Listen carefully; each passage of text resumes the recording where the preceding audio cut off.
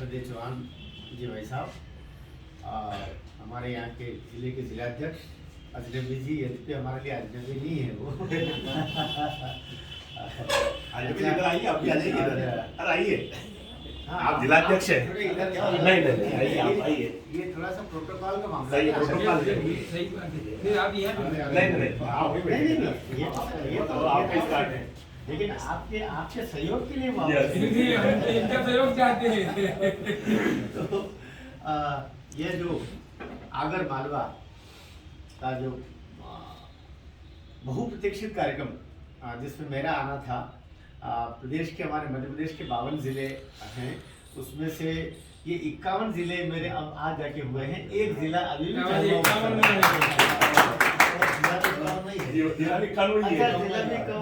में इसको बोलते संयोग बोलते हैं, इसको संयोग बोलते हैं। तो कल दरअसल झाबुआ में मेरे मित्र हैं और राष्ट्रीय कवि संगम का जो वृहद परिवार है, उस परिवार में अगर कोई कार्यक्रम हो रहा है और मुझे बुलाया जाए तो मैं हर कोशिश करता हूं कि वहां अवश्य जाऊं। तो हमारे राजन जी श्रोत्री छोटे भाई हैं और राष्ट्रीय कवि संगम के ब्रज जी और उन दोनों का युग्म है, एक और एक 11 की तरह, दो जागरा में है रतलाम में, लेकिन दोनों भाई मिलकर खूब संभाल रहे हैं। तो उस में उनकी 2 पुस्तकों का कल विमोचन हुआ था जागरा में, तो मैं गया था और बहुत सुखद लगा। तो फिर पास थी पूरा मध्य प्रदेश ही अपना, बल्कि देश ही अपना है, मध्य प्रदेश का तो दायित्व है। तो फिर हम मंदसौर भी चले गए। मंदसौर में मेरे बड़े भाई हैं, तो वहाँ पर भी रात्रि विश्राम हुआ और सुबह 6 बजे मैं प्रस्थान कर गया। तो इस समय जब ऐसा लग रहा था 6 नहीं बज रही थी, 12 बज रही थी उस समय, ठंड के मारे ये हालत थी। बाहर निकलने में भाई साहब बोले कि रुक जाओ। मैंने कहा नहीं, तय है, मुझे 10:30 तक पहुँचना है, तो जल्दी निकलना ही पड़ेगा। तो राजा समय पर, मेरे हिसाब से मैं समय पर ही था, लेकिन मुझे समय पर पहुंचने में कुछ समय ने कोई दिक्कत पैदा की, नहीं तो मैं समय पर हो जाता। तो ऐसा योग रहा। बहरहाल आप सबसे मिलने का पूर्ण लाभ मुझे आज अर्जित होना था, तो वो ईश्वर को बहुत बहुत धन्यवाद। और कुछ बातें करना है जिसके लिए ये पूरा प्रवासी जीवन अपना रखा है। हमारे, क्योंकि मैं एक जो दूसरा मिशन अब आरंभ हुआ है वो मेरा मिशन नहीं है, बृहद एक कार्य है। प्रभु श्री राम जब आप बैठेंगे तो ठीक रहेगा, आप यहाँ बैठ जाइएगा, कुछ मैं इतना जल्दी थोड़ी ना छोड़ूंगा। नहीं मैं कॉलेज से सेवानिवृत्ति लिए तो 40 मिनट का पीरियड तो हो गई होगा। 2 घंटे तक सुनेगा। तो वो मैं अक्सर कहा करता हूँ कि एक बार मेरी पत्नी की सहेली आई और पत्नी और सहेली दोनों, जब मैं घर पे पहुंचा तो दोनों बातों में मशगूल थी। और जैसे ही उन दोनों की बातें पूरी हुई कि मेरे बच्चे की तरफ ध्यान गया, तो मैंने कहा देखो ये क्या हो रहा है। मैं कॉलेज से भी आया, बच्चा देखो इसकी किताबें किधर पड़ी है, इसका देखो ये हालत ये हो रही है, इसकी बॉटल किधर गिरी है, उसका कोई कपड़ों का ठिकाना नहीं है, कल की प्रेस नहीं है, ऐसी हालत तुमने कर रखी है, उनको सोचना चाहिए। लगातार जब मैं बोलता रहा तो मेरी पत्नी की सहेली ने मेरी पत्नी से कहा कि भाई साहब इतना बोल रहे हैं, तुम कुछ बोलती क्यों नहीं? बोले कुछ नहीं, 40 मिनट बाद अपने आप रुक जाएगा। हम लोग को आदत में रहती है 40 मिनट का कोर्स है, 40 मिनट में तो रुकना ही रुकना, उसके बाद में दूसरी क्लास में जाना आपने। तो थोड़ा सा आपका मन खुश हो जाए और मेरी भी थकान कम हो, थोड़ा खून का संचार हो, इसलिए थोड़ा सी विनोदी बात कर दी मैंने। तो एक प्रभु श्री राम जब 14 वर्ष के लिए जाना हुआ आज की पीढ़ी के लिए, तो वो बहुत बड़ा अपने आप में, इसलिए मर्यादा पुरुषोत्तम बोलते हैं, उदाहरण है ही। लेकिन 14 वर्ष के दौरान रावण का वध हुआ। रावण के वध के पश्चात केवल एक दिन शेष था अयोध्या जाने के लिए। वो एक वचन में फिर बंधे हुए थे। वचन वहां पर केवल एक में वचन नहीं दिया था, एक वचन उन्होंने और भी दिया था अपने छोटे भरत को, जिसने कहा था कि एक भी दिन 14 वर्ष के बाद विलंब हुआ तो मैं अपने प्राण दे दूंगा। इस वचन से बंधे हुए थे।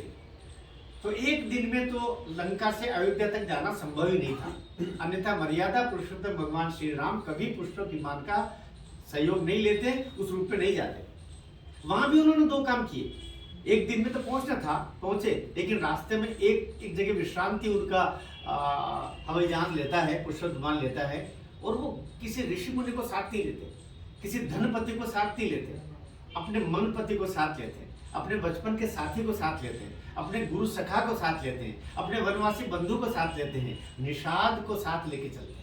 निषाद के लिए रुकते हैं वहां उसको बिठा करके, और फिर वो निषाद राज के बिना मेरा राज्याभिषेक कैसे होगा, मैं अयोध्या कैसे जाऊंगा, मेरा सखा मेरे साथ होगा। सोचिए हजारों लाखों वर्ष पहले भी उनको पता था कि आने वाले वर्षों में हमारे हिंदुत्व की, हमारे सनातन की, हमारे राष्ट्र की जो जो कमजोर कड़ी है वो कहाँ रहती है, वो वन में रहती है, वो नगर में नहीं रहती है। इसलिए जब तक हम वन को नहीं बांधेंगे, हमारे वनवासी को अपने साथ नहीं बांधेंगे, उसके साथ में एक सूत्रता नहीं करेंगे, एक धागे में उसको लपेटेंगे नहीं, एक परिवार की तरह उसको समझेंगे नहीं, या कि उसको परिवार का खुद बनाएंगे नहीं, या कि उसके परिवार के हम बन जाएंगे नहीं, तब तक हमारे सनातन का कोई भविष्य नहीं। कोई भविष्य जैसा शब्द भी हिंदी के प्रोफेसर हूँ, कोई भविष्य नहीं शब्द मैंने प्रयोग किया। इसलिए हम कहीं थोड़े ज्यादा होते हैं। एक हमारा फालिया कह लीजिए, मैं तो आदिवासी खरगोन से आता हूँ। हमारा फालिया मतलब एक परिवार जिसने अपने आसपास के 2-3 भाई बंधु वही रहना शुरू कर लिए, 5-6 परिवार नहीं हो गए, उसको फालिया बोलते हैं। मतलब एक ही मुखिया जिसने बसाया हुआ एक गाँव कह लीजिएगा, और वो गाँव में जब 3-4 घर हो जाते हैं उसको फालिया बोलते हैं। तो मान के चलिएगा कि हम थोड़ी बहुत एक बस्ती हो गई, मैं जैसे राजपूत समाज से हूँ, ये 5-7 10 12 15 घर हो गए, 20 घर हो गए, 25 घर हो गए, 30 घर हो गए, 40 घर हो गए, 50 घर हो गए, 1000 की बस्ती हो गई, मुझे लगता है ठाकुरों का कौन क्या बिगाड़ लेगा। ऐसा ही कभी कश्मीरियों ने सोचा था, हम तो इतने पंडित हमारे हो गए, हम इतने हिंदू है, हमारा कोई क्या बिगाड़, एक से एक बगीचे खरीदते गए, एक से एक भवन बनाते गए। ऐसे कभी जो तथाकथित हमारा पूर्वी बांग्लादेश, हमारे पास कभी हमें इसका दुख होता है कि हमारे पास पश्चिमी बांग्लादेश रह गया, पूर्वी बांग्लादेश कहाँ मुड़ गया। हमारे बच्चों से जब सवाल करते हैं उनके मन में आता होगा ये पश्चिम बंगाल बोलते हैं, इसका मतलब पूर्व बंगाल भी रहा होगा, पूर्व बंगाल कहाँ चला गया, ये इन्हीं अपने अहम में चला गया। हमने ये नहीं सोचा कि हमारे ये बंधु जो आज दलित के नाम पर, वनवासी के नाम पर, छोटी जात बिरादरी के नाम पर जो कहीं एक हो रहे हैं, ये कमजोर हैं। तभी तो याद रखिए मुगलों ने 2 लोग उनके दुश्मन थे। आज हम 100 करोड़ हैं, तो 100 करोड़ के पीछे एक कहानी है। ये जो आज अमीर और गरीब का सनातन में भी हम देखते हैं। मैं इतनी बड़ी नौकरी करता था, लेकिन मैं 2 रुपये रोज की मजदूरी करने वाला भी रहा हूँ। एक समय ऐसा भी रहा कि कभी 2 रुपया मजदूरी मिलती थी, वो भी बहुत बड़ा, शाम को ठेकेदार दिया करता था। इसी बाल मजदूरी भी मैंने की, लेकिन 2,20,000 की नौकरी भी छोड़ के इसलिए चल दिया कि मुझे वो 2 रुपये का पता था कि अगर 2 रुपये जो उसमें मिलते थे उसको कमाने वाले बंधुओं के साथ हम खड़े नहीं होंगे, तो मेरी जो वंशावली बाद में आ रही है शायद वो सनातनी रह भी पाएगी, हिंदू रह भी पाएगी, ये राष्ट्र भारत रह भी पाएगा, या इसका नाम ही दूसरा हो जाएगा, कुछ भी नहीं कह सकते। इसलिए जब आप थोड़े से दूर देखते हैं तो एक बिरादरी में हम अपने आप को ऐसा समझ सकते हैं। थोड़ी कटु बात लगेगी आपको, निश्चित, और लगना भी चाहिए। सभी अगर रसगुल्ले खाएंगे, सभी मिठाई खाते रहेंगे तो पेट खराब हो जाएगा। इसलिए थोड़ी कड़वाहट भी आना चाहिए, हमारे समाज को सोचना चाहिए। छोटी छोटी बातों के लिए द्वंद्व कर देना, छोटी छोटी बातों के लिए हम मनोमालिन्य पैदा कर देना और अपने उसमें रहना। माना कि हमारी वर्ण व्यवस्थाएं थी, लेकिन वर्ण व्यवस्था के बीच में अच्छे मनुष्य और बुरे मनुष्य की जो 2 प्रकृतियां हैं, उसमें अच्छे मनुष्य वाल्मीकि वहां पर भी है, वाल्मीकि वहां भी है, रावण ब्राह्मण था, कुटेव उसमें भी थी। इसलिए केवल जातीय गर्व के कारण से हम सनातन को नुकसान पहुंचाने का कोई वाक्य बोल दे, काम कर दे, पोस्ट लिख दे, लेखन लिख दे, ऐसा कोई काम कर रहे हैं तो मान के चलिए हम अपने जड़ों में खुद मट्ठा डाल रहे हैं। इसको सोचना चाहिए। एक बृहद सनातन की सोच हर लेखक में होना चाहिए। मैं सामान्य लोगों से बात नहीं कर रहा हूँ, मैं उन लोगों से बात कर रहा हूँ जो एक आदमी हजारों लोगों का मानस बदलने का कर्तव्य पूर्ण कर सकता है और उसकी इतनी क्षमता है। मैं उन लोगों के बीच में बात कर रहा हूँ। इसलिए जरा कुछ हमारे बच्चे कुछ ऊंच नीच की तरफ जाएं तो हम उनको संभाल लें, क्योंकि हमारी दृष्टि तो दूर तक जा रही है ना। छोटे बच्चे की दृष्टि दूर तक नहीं जाती। बच्चा जब शिशु रहता है पालने में तो उसको 1 फुट दूर से ज्यादा दिखाई नहीं देता, कुछ और समय होता है फिर 5 फुट तक दिखाई देता है। 25 फुट तक दिखाई देगा, फिर उसको दिखाई देना शुरू हो जाता। तो हमारी दृष्टि तो दूर तक जाती है, हमने जीवन अनुभव हमारे पास में है, हमने पूरे आर्यव्रत को की परिकल्पना ही नहीं यथार्थ को देखा है, इसलिए वहां तक हमको जाना पड़ेगा। दो काम हमारे बीच में है, पहले राष्ट्रीय कवि संगम आखिर क्यों, और श्रीलंका से अयोध्या तक जो यात्रा निकल रही है वह क्या, दो बातों को साफ करना। और इन दोनों के निमित्त आपका एक आह्वान करने के लिए मैं आया हूँ कि जो ये काम मैं आप पूरे समाज का, अकेले हमारे अजनबी जी, अकेले चौहान जी भाई साहब और हम 10-5 लोग नहीं, बल्कि उसमें हमें सैकड़ों साथियों की आवश्यकता पड़ेगी। और ये राष्ट्रीय कवि संगम केवल मुझे क्षमा करेंगे इस वाक्य के लिए कि केवल साहित्यकारों का जमघट नहीं है, साहित्यकारों का समूह नहीं है जो बिल्कुल लिखण लोगों का है, उनको लिखने में खूब हर दिन उनकी कोई किताबें या बड़ी कविता लिखना ये वो करके और शब्द जुगालियां करने वालों का समूह नहीं है, बल्कि किसी उद्देश्य के लिए अपने लेखनी को और अपने जीवन को समर्पित करने वाले लोगों का समूह है। और वो समूह जो भारत माता की जय बोलते समय उनका सीना चौड़ा हो जाता हो, जब सनातन की बात आती हो, भारत माता के परम वैभव की बात आती हो, जब वंदे मातरम का स्वर आए तो उस स्वर में अपना स्वर मिलाने में उनको संकोच नहीं होता। ऐसे लोगों का समूह है, राष्ट्रवादियों का समूह है, सनातनवादियों का समूह है। और जो ऐसा है वो हमारे साथ है, और जो ऐसा नहीं है हमें उससे कोई वास्ता भी नहीं, उनकी धारा कोई और है। अरे बहुत अच्छी बात है, बहुत सारी वामपंथियों की संस्थाएं हैं, प्रगतिशील लेखकों की संख्या, मैं तो प्रोफेसर रहा हूँ 28 साल तक, मैंने जिन लोगों को भुगता है। और मैं एक बात कहा करता हूँ, आज अगर तुलसीदास होते और रामचरितमानस लिख रहे होते, कूड़े में फेंक देते ये लोग। क्या लिख रहे हो बोले, ये क्या परंपरागतवाद है, ये क्या भगवानों को लेके लिख रहे हो, ये तो सांप्रदायिक साहित्य है। सूरदास होते तो उनके 2 आंखें तो फोड़ देती, 2 और कहीं निकाल के फोड़ देते हो। इतने इस हद तक अव्य ताकतवर बन चुके हैं आजादी के बाद। इसलिए आजादी से पहले हमारे हिंदी की राजधानी प्रयागराज हुआ करता था, आजादी के बाद हमारी हिंदी की राजधानी जवाहरलाल नेहरू विश्वविद्यालय JNU बन गया।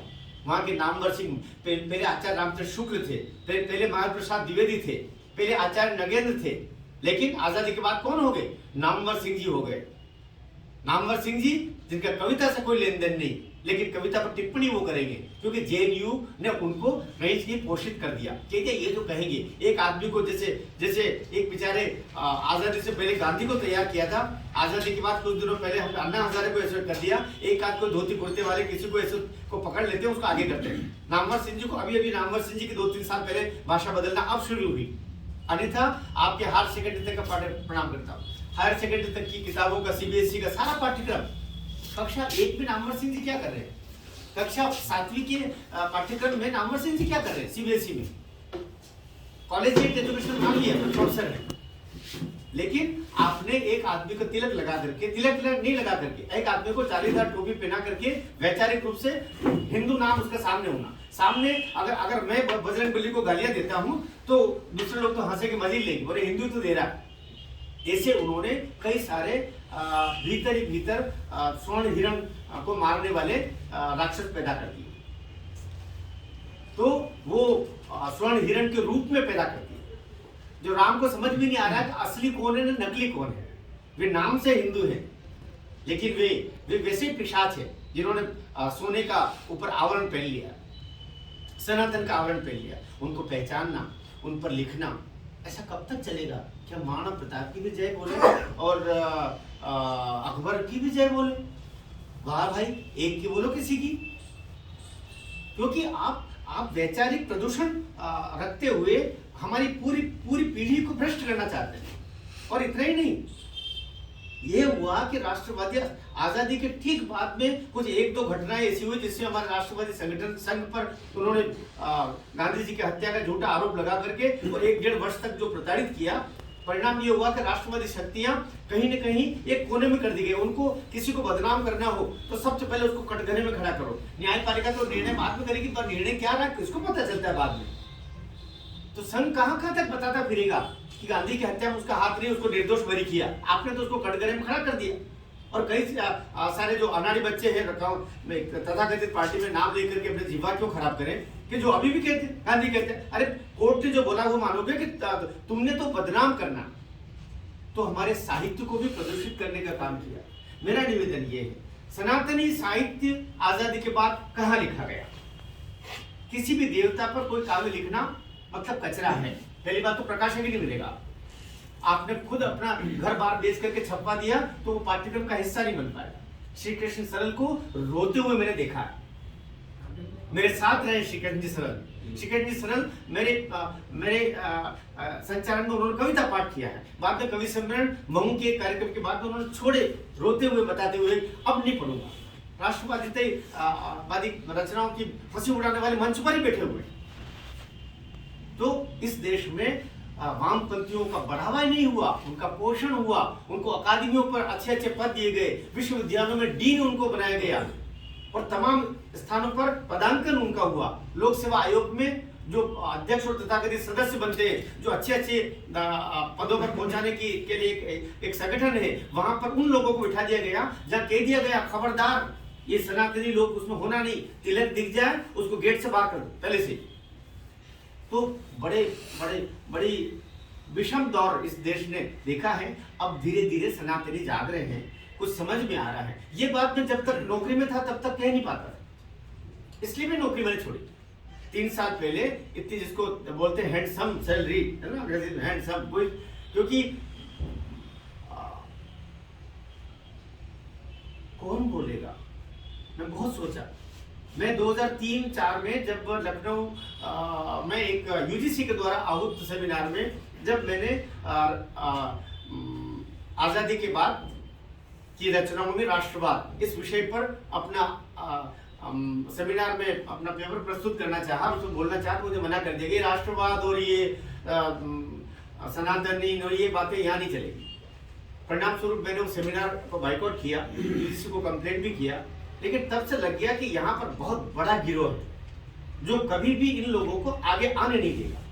होता क्या है, आपने अगर देवताओं पर खूब आरोप लगा दिए या स्त्री विमर्श के नाम पर एक ही बार कुछ समाजों की स्त्रियां खूब पर्दे में रहे, बहुत अच्छा, कोई दिक्कत नहीं, बहुत मतलब गर्व की बात है।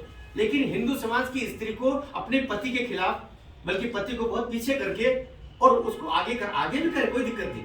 हम तो उसको सदैव से देवी मानते हैं, लेकिन उसको भड़का करके और पारिवारिक विद्वेष पैदा करके ऐसी रचनाओं का पाठ करना जो या तो ईश्वर के खिलाफ जाए, परिवार के खिलाफ जाए, संतान के खिलाफ जाए या प्रकार अंतर से राष्ट्र के खिलाफ जाए, ऐसा कहीं कुछ हो रहा है तो उनको पुरस्कृत करना। और जो पुरस्कृत रचनाएं होती है वही तो फिर साहित्य में जाती है। पुस्तकों में जाएगा क्या? पुस्तकों में वो जाएगा जो पुरस्कृत हुआ है। जिन रचनाओं को पुरस्कार प्राप्त हुआ है, अजनबी जी की 4 किताबें पुरस्कृत हो गई, उनकी फला रचनाएं पुरस्कृत हो गई, वो रचनाएं तो बच्चे पढ़ेंगे, पुरस्कृत हुई मतलब श्रेष्ठ होगी। इसलिए आप ईदगाह को कक्षा 3री में भी पढ़ा रहे हैं, 7वीं में भी पढ़ा रहे हैं, 11वीं में भी पढ़ा रहे हैं सीबीएसई में। तो ईदगाह उससे 3री में पढ़ी, 7वीं में फिर क्यों पढ़ा रहे? माना कि मुंशी प्रेमचंद की, क्यों पढ़ा रहे? क्योंकि आप वैचारिक रूप से कहीं न कहीं इस पीढ़ी में वो चीजें डालना चाह रहे हो जिसके डालने से नपुंसक बने, अपने धर्म के विरुद्ध जाए वो, अपने सनातन समाज के विरुद्ध जाए वो, अपनी परंपराओं के विरुद्ध जाए वो, भाषा के दृष्टिकोण से भी। और एक और कटु बात कह रहा हूँ, हिंदी में मैं assistant professor, associate professor, head of department होकर के और 62 साल की उम्र पूरी करके 28 साल तक कॉलेज एजुकेशन में रह के, उससे पहले 7 साल केंद्रीय विद्यालय में था मैं हिंदी का शिक्षक, 7 साल प्राथमिक शिक्षक में स्टेट गवर्नमेंट में था। कुल मिला के 44-43 साल तक मैं शिक्षकीय जीवन में रहा हूँ और इस पीड़ा से फिर बाहर निकला हूँ। तो अब मेरे पास 5-10 साल जीने को और शायद है, ना हो तो 2 दिन, दो क्षण भी नहीं है, 1 मिनट भी हो सकता, अगले सेकंड कोई भरोसा नहीं, लेकिन हो सकता है ईश्वर जिलाए। तो जितना शेष जीवन है, लोगों की आंखें खोलने में काम करो। अपने सनातनियों को कुछ तो जगहों में बुरा बनूंगा, मुझे पता है मैं बुरा बनूंगा, लेकिन बुरा बनने के लिए कोई तो तैयार हो। नेता बुरा नहीं बनना चाहेगा, नेता को वोट की चिंता रहती है, उनको सब सर्व समाज का चाहिए, मुझे नहीं चाहिए। मुझे तो लोगों को, मेरे लोगों को जगाना ताकि मेरी पीढ़ियां बचे आगे। मुंशी प्रेमचंद को क्यों हाईलाइट किया गया? मुंशी प्रेमचंद बहुत अच्छे कथाकार थे, बहुत अच्छे उपन्यासकार थे, उनकी रचनाएं अद्वितीय थी, लेकिन वो रचनाकार जो स्वयं अपने मुख से, अपनी लेखनी से एक नहीं 10 बार ये बोलता था, मुझे हिंदी नहीं आती। हम सब ने पढ़ा, मुंशी प्रेमचंद स्वयं बोलते रहे, मुझे नहीं आती। मुझे थोड़ी बहुत जो आती है उसमें फिर मैं अनुवाद करता हूँ, लेकिन मेरी रचनाओं का अनुवाद मैं खुद ही करता हूँ। जो खुद कहते हैं मुझे हिंदी ठीक से नहीं आती, मुझे आती है उर्दू, क्योंकि मैं लाहौर से थे। चलो हम मान लेते हैं, वो तो हमारा अखंड भारत था ना, लाहौर भी हमारा ही था। वो पूरा हमारे सरदारों का शौर्य नगर था, एक समय चला गया। तो वे उर्दू में मैं लिखता हूँ, फिर अपने ही रचनाओं का हिंदी में अनुवाद मैं स्वयं करता हूँ। मुझे हिंदी ठीक से नहीं आता। परिणाम क्या हुआ? परिणाम ये हुआ, बहुत चुपके से, हिंदी के प्रोफेसर के नाते बोल रहा हूँ, बहुत चुपके से उसमें हिंदी के जो पर्यायवाची शब्द हिंदी के नहीं है, उर्दू के हैं मूलतः, वे हिंदी में ला दिए गए। और उस रचनाकार को हाइट तो मिल रही थी, क्योंकि भावनात्मक तरीके से हम चाहे कफन पढ़े, पंच परमेश्वर पढ़े, उनके हम इधर से आगे चल के अनंत जो रचना, आखिर में गोदान में जाके उनकी मृत्यु होती है। दो रचनाकार हुए, एक ने हमारे जो ठेठ संस्कृत अनिष्ट भाषा में जयशंकर प्रसाद चले, उन्होंने कामायनी लिखी और उसके कुछ ही एक वर्ष में पूर्ण नहीं हुआ और उनकी मृत्यु होती है। इधर उन्होंने गोदान लिखा और कुछ समय के बाद लिखी। दोनों रचनाकार नदी के दो किनारे, दो गंगा के तट थे, इसलिए एक सर्वहारा की बात कहने वाले का काम उन्होंने किया, इसमें कोई दो मत नहीं। लेकिन मेरी हिंदी का नुकसान कर गए। जो प्रसाद पद, निराला और महादेवी की भाषा थी, वो तिरोहित हो गई। ये पाप हुआ। हम बड़े लोग बैठे इसलिए बात को कर रहे हैं। ये नुकसान हो गया। ये नुकसान शब्द भी वही से आया हमारी भाषा में, क्योंकि भाषा बनेगी कहां से? भाषा बनेगी हमारे पाठ्यक्रम से। जो बच्चों को आरंभ से पढ़ाया जाएगा, कक्षा नर्सरी LKG से लेकर के और 12वीं तक भाषा बन चुकी होगी, उसके बाद तो भाषा का प्रयोग शुरू होता है। भाषा जो बनना है वो 12वीं तक बच्चे ने जो भाषा पढ़ी वो उर्दू मिश्रित पढ़ी ली उससे पूरी। हिंदी जो तत्सम हमारी थी, उसको तो आपके फिल्मों ने, नाटकों ने, सबने उसको मजाक बना के रख दिया। मजाक बनाया खूब, हमारी शुद्ध हिंदी का खूब मजाक बनाते हैं। ये शाहरुख वाहरुख, ये कौन से जो 4-6 खान आ गए, खान के आ गए, ये 2 खान है ना, बुरी खाने हैं ये, जिनसे हमारी भाषा का, हमारे सनातन का, हमारी परंपराओं का, हमारे रिवाजों का, प्रकारांतर से राष्ट्र का ही अपमान करने का काम ये लोग करते रहे और हम हंसते रहे। हम वो लोग जो हमारी माँ को ही अगर कोई अपमानित कर रहा है और हम तालियां बजा रहे हैं, उनको पैसे भी दे रहे हैं, यहाँ तक कि उनको नायक मान रहे हैं, जबकि वो अभिनेता और नायक में फर्क करना जिस पीढ़ी को नहीं आएगा, उसको कौन बचाएगा?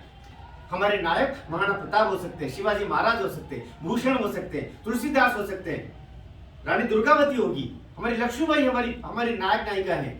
ये लोग कब से हो गए? जो 4 पैसे में बिकने वाले लोग हैं, जिनको नेट पर खोल के देखोगे तो उनकी नंगी दुनिया हमको दिखाई दे जाएगी। उनको हम नायक मान रहे हैं, उनके पिक्चरों को, उनकी तस्वीरों को हमारे ड्राइंग रूम में लगा रहे हैं। हमारे बच्चे क्या सीखे? इन सबसे जगाना राष्ट्रीय कवि संगम का काम है। इन सबसे जगाना राष्ट्रीय कवि संगम का काम है। इसलिए ये काम हमारे नायकत्व जिनको प्राप्त होना चाहिए, उन पर लेखनी चले। जिनको षड्यंत्र पूर्वक अब तक नहीं लिखा गया, उन पर रचनाएं हो। हम पृष्ठ प्रेषण न करें, फलाना ने ये लिख दिया, मैं भी वो लिखूं। हिंदू मुस्लिम सिख गए आपस में, भाई हिंदू सिख ईसाई से, मलाई से लेके कसाई से लेके तुकबंदी मिला के लिख रहे हैं। क्या मतलब ऐसा? मत लिखिए। हाँ, हमारी लेखनी को साबित कर देंगे ऐसा लिख करके। वो लिखिए जिसके लिखे बिना रहा ना जाए, तब वो कविता बनती है, तब वो रचना बनती है। रचना मतलब औलाद पैदा करना है। रचना मतलब प्रसव वेदना सहन करना। उसके बाद में वो लिखी जाएगी, आपको पागल कर देगी वो। उसके लिखे बगैर आप जी नहीं पाएंगे, उससे पहले आप मरना नहीं चाहेंगे। अगर ऐसी स्थिति के बाद में जो शब्द युग्म आपके लेखनी से निकलेंगे, वो अमरता प्राप्त करेंगे। एक ही कहानी काफी होती है, उसने कहा था, अमर हो गया जिसने लिखा। तो कम लिखे, लेकिन वो लिखे जिसके लिखे बगैर आपको लगेगा मैं व्यर्थ है, मेरा जीवन व्यर्थ, मैं ये लिखूंगा और उसके लिए वो शब्द ढूंढूंगा, वो चीज जिससे वो अभिव्यक्त हो। मिल्टन एक शब्द के लिए 3 रात तक जागा। आप जानते हैं, ऐसे मैं इंग्लिश में मैंने किया है। तो एक शब्द के लिए 3 दिन तक उसके पति परेशान, पांव सूज के मोटे हो गए, उसके घूमता रहा अपने कमरे में। और तीसरे दिन जाकर के उसने ऐसे उसके निबंध में वो शब्द जो चाहता था वो मिला, तब जाके उसको चैन मिली। ऐसा लगा मेरा अब जाके 9 महीने पूरे हुए, मैंने एक शिशु को एक रचना को जन्म दे दिया। रचना रचना, रचाव करना, बुनावट करना, गढ़ना, तैयार करना, पैदा करना, ये काम कविता में हो, तब जाकर के और हमारी लेखनी और हमारा जीवन दोनों सार्थक होते हैं। तो राष्ट्रीय कवि संगम दो प्रार्थनाएं करने के लिए कि आप उन पात्रों पर लिखे जिनको अभिशप्त मान करके कहीं कोने में पटक दिया गया, खोजे, हमारा इतिहास पढ़ें, साहित्य पढ़ें, कम लिखें, पढ़ें ज़्यादा, क्योंकि आप पढ़ना पड़ेगा। हमें खलनायकों को और नायकों को दोनों को बाहर करना पड़ेगा। जो खलनायक उसको खलनायक कहने का हौसला आप में होना चाहिए, और जो नायकत्व जिनको प्रदान करना है उसमें आपकी बिल्कुल जैसे यज्ञ में हम आहुति देते हैं, ऐसे अपनी शाही को आप कागजों पर फैलाइए और लिखिए उनके ऊपर, तब जाके सार्थक होगा। इसलिए ये एक बड़ा यज्ञ है। ये हमारे बहुत सीधे सज्जन हैं, कई दफे बहुत संकोच में करते, भाई साहब मेरे को सहयोग नहीं मिल रहा है, क्या करूं, मैं वहाँ से 7 किलोमीटर दूर रहता हूँ। मैंने कहा सीता जी तो 6000 किलोमीटर दूर अयोध्या में उनसे रावण लेके गया था, फिर बताइए। हाँ, तो हमारी रचना हमारी माता सीता है, उसको खोजना होगा, अपने भीतर से खोजना पड़ेगा, भीतर की किष्किंधा में जाना पड़ेगा, भीतर के अशोक वाटिका में जाना पड़ेगा और उसको माँ को लेके आना पड़ेगा, क्योंकि वो हमारी रचना है, वो हमारी माँ है। उससे उसके लिए संभवतः हम पैदा हुए हैं। हमारे यहाँ पर करीब 3500 प्रोफेसर है पूरे मध्य प्रदेश उच्च शिक्षा विभाग में। तो मेरी जब ये बात आई तो मेरी पत्नी ने कहा तुम आप BRS चलो, तो मैंने कहा क्यों ऐसा करना, बोले देखो प्रोफेसर तो 3500 हैं, लेकिन कवि कितने हैं, और कवि जितने हैं उसमें से भी ऐसी बात जो मैं उसका माथा चाटता रहता हूँ अक्सर।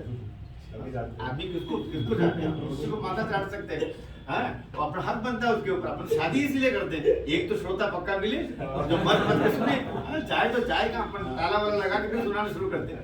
तो कुल मिला के ये कि हमारा जीवन धन्य हो जाए, ऐसा कुछ कार्य हो जाए, भले कम लिखें लेकिन करें ज़्यादा। हमारे हाथों से ऐसे काम हो जाए, हमारे पगों से ऐसा काम हो जाए, हम वहाँ जाएं जहाँ कोई नहीं जा रहा, हम वो करें जो कोई नहीं कर रहा, हम वो लिखें जो कोई नहीं लिख रहा। अगर ये 3 श्रेणियां हमने कर ली तो हमारा जीवन भी सार्थक होगा और मन को अति प्रसन्नता होगी। आपको पता है बहुत प्रसन्नता होगी। सब कुछ घूम करके भी जो बहुत खुश होते हैं ना, वो जो हमारा कवि बोलता है कि सुखिया सब संसार है, खावे और सोवे।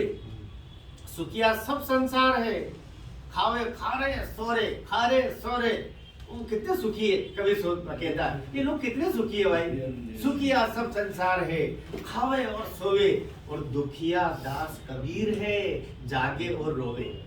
कैसे ये सब, मुझे पता है भविष्य क्या है इनका, मैं कैसे कुछ खा लूं और कैसे सो जाऊं मैं, मेरे सोते ही पता नहीं और क्या हो जाएगा। मैं अपने क्षण क्षण का जीवन का उपयोग करके इनकी जागृति के लिए कुछ करना चाहता हूँ। तो ये काम राष्ट्रीय कवि संगम कर जाए, ये प्रार्थना लेने के लिए आया हूँ। 40 मिनट हो गए 400 मिनट चलेंगे। थोड़ा सा एक निवेदन, नहीं फिर कभी आऊँगा, चाहेंगे कि आपका एक गीत हो जाए, फिर कभी आऊँगा मैं। तो एक काम जो हो रहा है, 1 मार्च शिवरात्रि से, उसमें मैं अगले 5-6 मिनट आपके लिए बोलूँगा। 1 मार्च शिवरात्रि से लेकर के और 10 अप्रैल रामनवमी के मध्य 41 दिवसीय एक महायात्रा 6250 किलोमीटर लगभग श्रीलंका से अयोध्या तक एक यात्रा निकल रही है, जिसमें 25 फरवरी से बल्कि 20 फरवरी से मैं और करीब 15 लोगों की टीम, 2 राष्ट्रों का, क्योंकि ये 2 राष्ट्रों का मामला है, बहुत सारी अनुमतियाँ वगैरह उसमें लगी है। 1-1.5 साल से प्रयास में थे हम लोग, तो वो मैं भी उसमें जा रहा हूँ। अशोक वाटिका में भगवान श्री राम के चरण पादुकाओं का पूजन होगा, और वहाँ पर से फिर 400 किलोमीटर करीब है कोलंबो, वहाँ आएंगे। कोलंबो में 16 राष्ट्रों के प्रतिनिधि आ रहे हैं, और वहाँ के राष्ट्राध्यक्ष बहुत सारे बंधु भी रहेंगे, और यहाँ के हम 15 लोग हैं। और वहाँ पर एक कार्यक्रम, बृहद कार्यक्रम है, जिसमें अपने अपने, हमारे देश नहीं, श्रीलंका में भी प्रभु श्री राम के गुणगान करने वाले लोग हैं। उधर बाकी जो मॉरिशस से लेकर के और बहुत आर्यव्रत हमारा जहाँ तक है, वहाँ के 16 देशों के कवि आ रहे हैं। वहाँ के मूलतः रहने वाले, प्रवासी भारतीय नहीं, वहीं के मूलतः रहने वाले, वो अपनी अपनी भाषाओं में श्री राम पर कविता सुनाएंगे प्रतीकात्मक रूप से। हम लोग भी कुछ सुनाने का हो सकता है। इस प्रकार से 3 घंटे का वो कार्यक्रम है। वहाँ से फिर दूसरे दिन 1 मार्च को हवाई जहाज से हम लोग मदुरई आएंगे। मदुरई से लगा हुआ स्थान है रामेश्वरम, वहाँ तक पहुँच के वहाँ रथ तैयार है। वो उस रथ में चरण पादुकाएं भगवान की रखी जाएगी और उन चरण पादुकाओं को लेकर के बाबा सत्यनारायण मौर्य जी का नाम आपने सुना होगा, भारत माता के आरती के रूप में वे बोला करते रहे हैं। तो उनके द्वारा सजाया गया एक बहुत बड़ा रथ है। अग्रवाल पेकर्स एंड मूवर्स जो कंपनी है अग्रवाल जी, वो भी हमारे राष्ट्रीय कवि संगम के बड़े सहयोगी बंधु हैं। उनके द्वारा अपने को 2 ट्रक प्रदान किए जा रहे हैं। एक ट्रक को रथ के रूप में तैयार कर रहे हैं। वो ट्रक साथ में 2-4 गाड़ियां, ऐसे 25-30 लोग वहां से रामेश्वरम से आरंभ करेंगे। एक स्थान से दूसरे स्थान पर विदा करके पहले स्थान के लोग वापस लौट आएंगे, दूसरे स्थान से तीसरे स्थान पर फिर लोग वहां से वो वापस लौट जाएंगे। इस प्रकार से जैसे बेटी को विदा करते हैं और गांव से बाहर तक जाते फिर लौट आते हैं। लेकिन एक उत्सवी माहौल में हिंदू समाज के जागरण का एक कार्य है। भगवान श्री राम मय हो हमारा समाज, राम के नैतिक मूल्यों का, उनके गुणों का, उनके द्वारा जो मापदंड स्थापित किए गए अपने कार्यों के द्वारा वो समाज में जाए। हर बच्चे में रामत्व पैदा हो, हर भाई में लक्ष्मणत्व पैदा हो, हर कन्या में सीता माँ के गुण आए। और इस प्रकार से एक पारिवारिक पृष्ठभूमि से हम एक सनातन को निकाल के और वापस प्रतिष्ठापित करें आज के प्रदूषित युग में। इस प्रयास के लिए ये समग्र कार्यक्रम है। यहाँ तो यात्रा नहीं आएगी, मध्य प्रदेश के 4 ही स्थान हैं। एक है हमारा अमरकंटक, तो अनूपपुर जिले में आता है। 31 मार्च को वहाँ यात्रा का प्रवेश होगा। हमारे इधर के 26 जिलों के जिलाध्यक्षों को हम वहाँ बुला रहे हैं, आप भी उसमें सम्मिलित हैं। और 26 जो शेष है वो चित्रकूट के लिए सतना से चौथे दिन यात्रा निकलेगी। पहला दिन अमरकंटक में है अनूपपुर जिला, दूसरा दिन शहडोल रथ पहुंचेगा, तीसरे दिन पन्ना पहुंचेगा, चौथे दिन सतना पहुंचेगा और सतना से चित्रकूट की 40 किलोमीटर की दूरी अपने को पता है। वो दौरान सतना तक हमारा सतना वाले बंधु वहां तक पहुंचाएंगे, चित्रकूट में उत्तर प्रदेश आरंभ हो जाएगा, फिर वापस लौट आएंगे। लेकिन ये एक वृहद अभियोजना है, संयोजना है, योजना है, मिशन है, हमारे कर्तव्य हैं।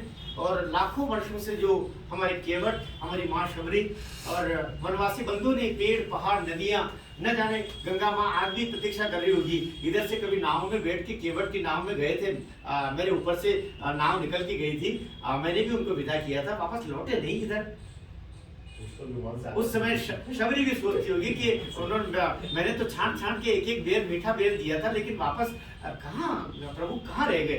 तो शबरी की संतानें प्रतीक्षा कर रही होगी, केवट के वंशज प्रतीक्षा कर रहे होंगे, गंगा की धारा प्रतीक्षा कर रही होगी, न जाने कितने और स्थान हैं जहाँ जो प्रतीक्षारत होंगे। जीव जंतु हैं जो कहीं न कहीं आदमी प्रतीक्षा कर रहे होंगे, निषाद राज के वंशज प्रतीक्षा कर रहे होंगे, जिस खगराज को मारा उसके वंशज प्रतीक्षा कर रहे होंगे, जिसको रावण ने मारा था, और प्रभु श्री राम की गोद में जिसके प्राणांत हुए थे। तो बहुत सारे, तो हमारा कर्तव्य बनता है राम भक्तों का, राम के वंशजों का, उन सारे 259 स्थानों पर पुनः हम पहुंचे और ये आभार के रूप में बताएं कि आपने अपने सबके राम का साथ दिया।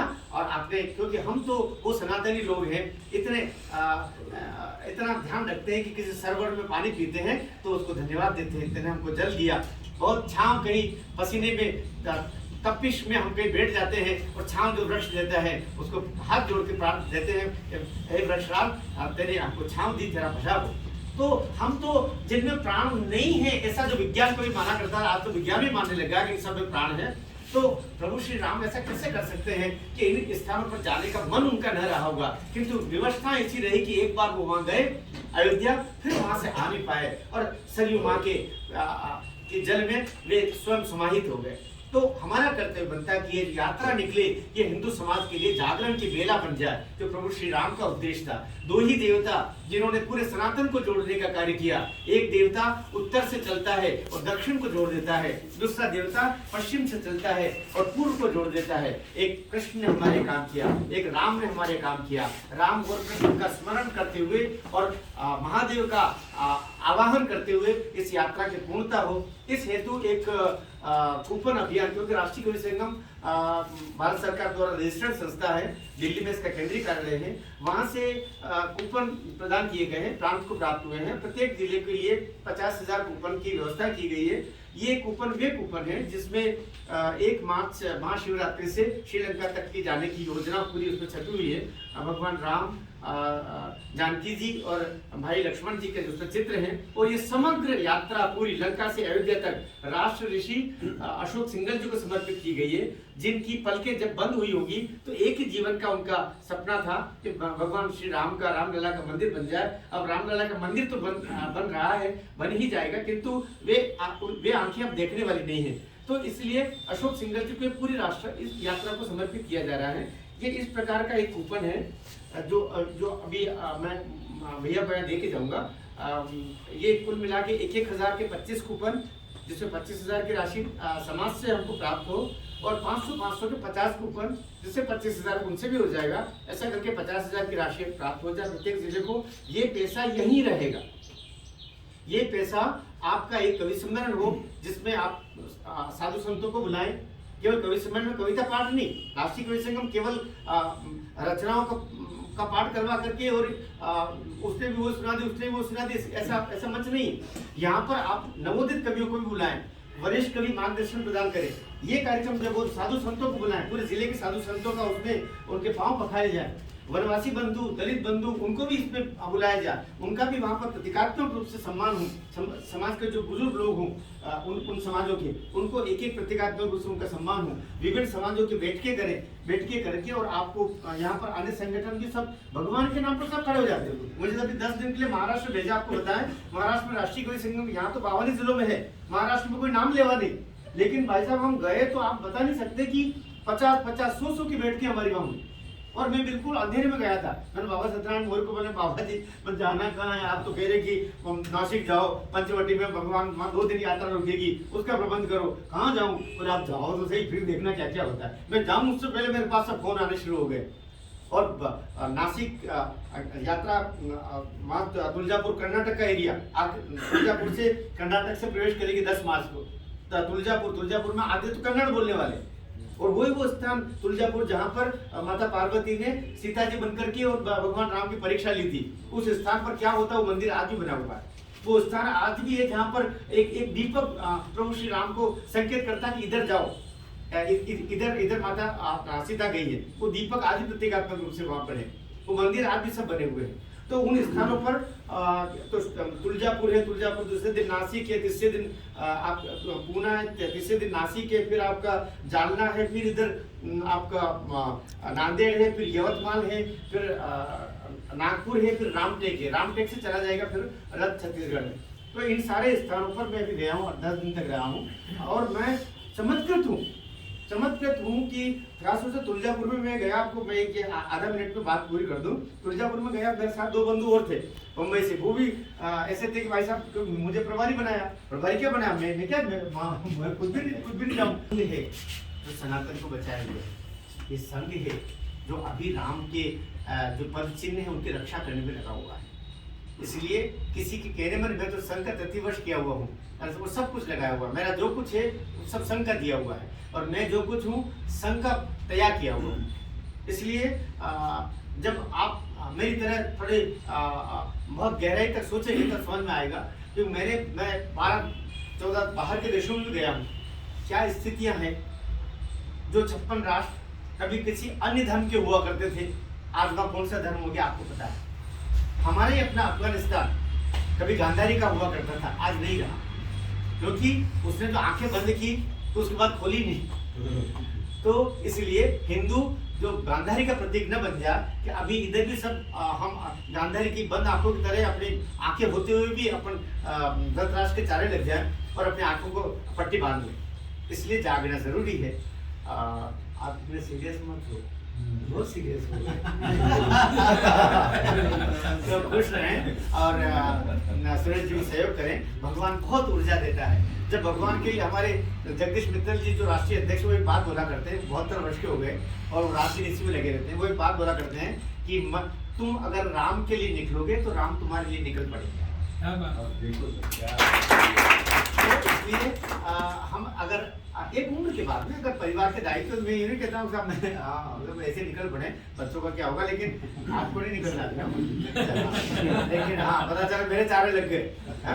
तो लेकिन अगर जिनके भी ऐसे ज्यादा दायित्व नहीं है और सब काम हो गया, जैसे मेरा बेटा बहू दोनों हाई कोर्ट एडवोकेट है और सब कुछ परिवार में ठीक हो गया।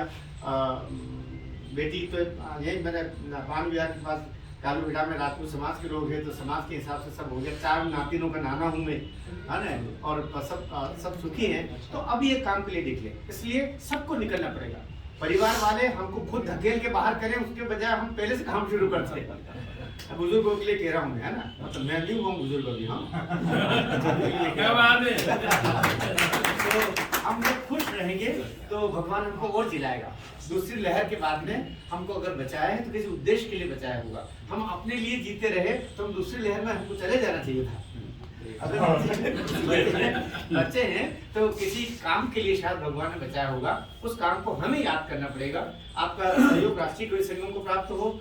हमारे ये सब पूरा अब आज से पूरी एक टीम भावना से 30 अप्रैल तक ये कार्यक्रम अपना हो जाए। और मैं तो चूंकि पूरी यात्रा में रहूंगा, 20 फरवरी से जाऊंगा, तो मैं अब 10 अप्रैल को लौटूंगा। तो अगर उधर आपका कोई कार्यक्रम की योजना बनती है तब तो संभवतः मैं भी आ जाऊं। 30 अप्रैल 10 मई तक भी कर दें, क्योंकि कोरोना के कारण से हमने जो उसके 1 महीना आगे बढ़ा दिया। अंततः 10 अप्रैल तक खत्म करना था, तो 10 अप्रैल के स्थान पर 10 मई तक भी अपन ये कार्यक्रम करें। लेकिन उससे पहले छोटे छोटे, आपने कहा सोयत का मैं रहता हूँ, सोयत तो आज से 40 साल पहले मोहन सोनी मुझे गए थे। अगर मालवा में कवि सम्मेलन नहीं होते तो सोयत में होते थे। नवरात्रि के कवि सम्मेलन में गया हूँ 40 साल पहले। तो इसलिए सोयत के तो पीछे आगर मालवा को रहना चाहिए। आप तो इतने आगे हो, मतलब मैं आपकी तरह मुझे ले रहा हूँ। हाँ समृद्ध साहित्य है, आपने समृद्ध भी बोल दिया, अपना कार्यक्रम भी करना है, वहाँ भी होना चाहिए और यहाँ तो होना ही होना चाहिए।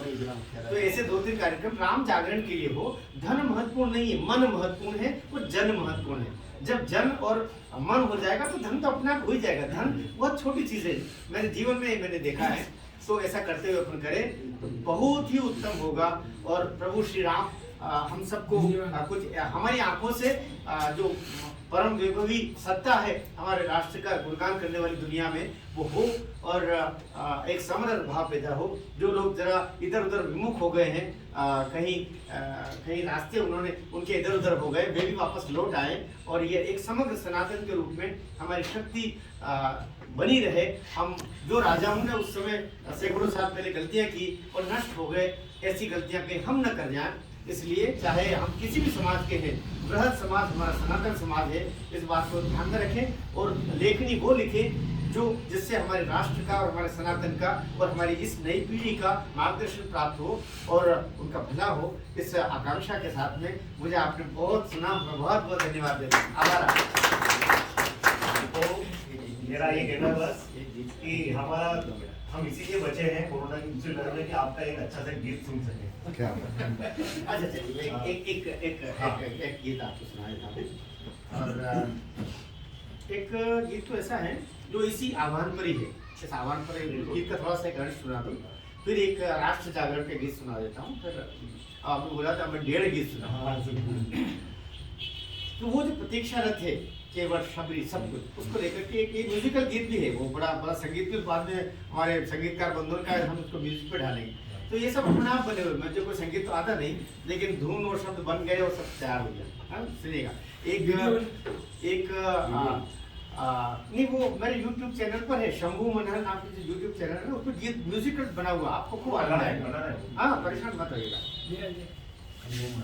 तो हाँ शंभू मनहर के नाम से YouTube चैनल पर सब गीत है, उसमें 230 उत्तर कुमार विश्वास से लेकर के और सारे बाबा सत्यनारायण मौर्य की और करीब 30 देश के कीर्ति कार्य से लेकर के और हमारी बहन रुचि से लेकर और सबके कविताएं हैं।